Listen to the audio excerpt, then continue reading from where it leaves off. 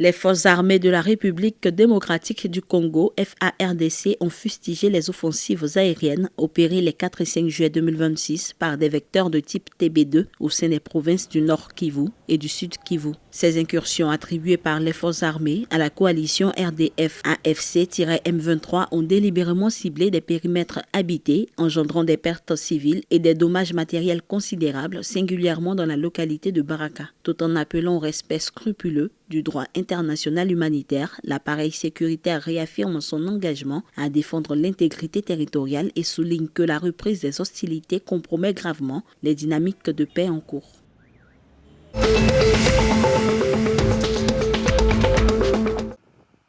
Au Gabon, au terme de l'échéance de mise en conformité actée par la loi numéro 16/2025 dédiée aux formations politiques, le ministre de l'Intérieur, de la Sécurité et de la Décentralisation, Adrien Nguema Mba, a annoncé le 2 juillet 2026 que 69 des 102 organisations légalement reconnues ont transmis leur dossier de régularisation. Ce déploiement opérationnel, dont les pièces font l'objet d'un examen approfondi par les services compétents, ambitionne d'assainir et de restructurer durablement le paysage institutionnel national. À travers ce schéma directeur, l'exécutif entend garantir l'observation des nouvelles dispositions légales et consolider la trajectoire politique du pays.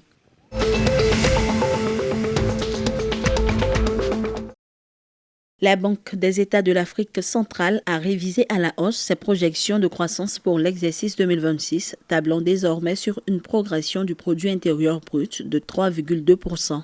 Réuni le 29 juin à Yaoundé dans le cadre de son comité de politique monétaire, l'Institut d'émission a également acté un assouplissement de ses taux directeurs afin de dynamiser l'appareil productif régional. Parallèlement, l'inflation devrait être contenue à 2,4%, s'établissant ainsi en deçà de la norme communautaire. Portée par la résilience des cours pétroliers, les réserves de change devraient se consolider pour couvrir 4,72 mois d'importation, bien que la dépendance structurelle en hydrocarbures demeure un défi majeur pour la stabilité économique de la sous-région.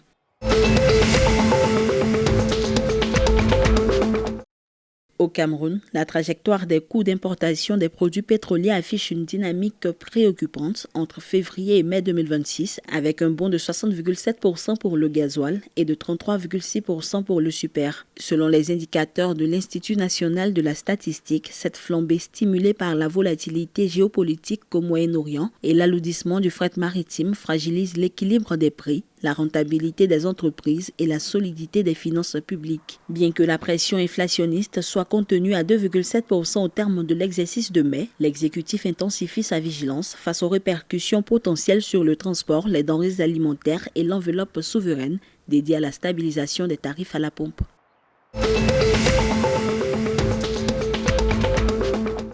La Confédération africaine de football a acté le lancement des appels à candidature pour l'accueil des Coupes d'Afrique des Nations 2028, 2032 et 2036. Les 54 fédérations nationales sont conviées à transmettre leur dossier via un schéma directeur d'appel d'offres inédit, dont l'ambition est de densifier la transparence dans le processus de désignation des nations hôtes. Ce déploiement institutionnel survient à moins d'un cycle annuel de la CAN 2027, programmé du 19 juin au 17 juillet 2026 au Kenya, en Tanzanie et en Ouganda.